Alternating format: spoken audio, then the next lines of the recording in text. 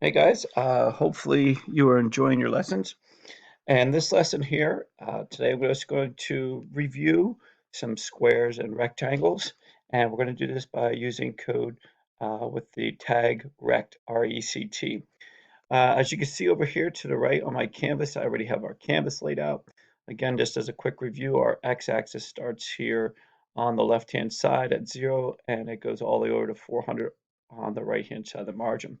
Our y, remember 0 is at the top, 400 is at the bottom. So what I'm going to do here, guys, first I'll just go over a square with you. And what I'm going to do, I'm going to go over the square, the exterior frame of the canvas. I made a square there. I know the right side's a little bit faded, but you guys can see that.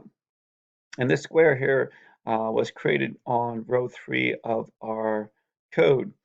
And as you guys can see, we start off with rect. That'll make our rectangles or squares.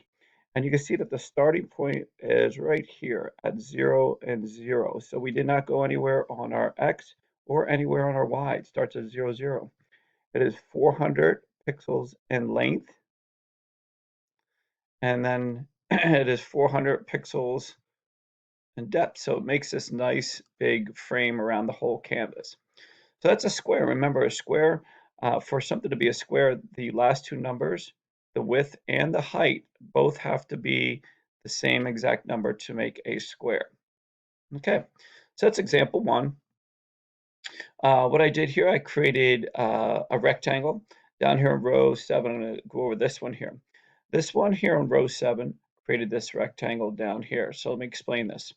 So notice I went over 0 pixels. So I'm going to change color to real quick so you guys can see this. So on this example here, I started right here at 0 pixels over. I came down 200 pixels. So this is my starting point of this rectangle. Hopefully you can see this right there. So again, I didn't go anywhere in for my X, but I did come down 200 pixels for my Y. And now you'll notice that it's 400 pixels wide. So it came all the way across the canvas to right here.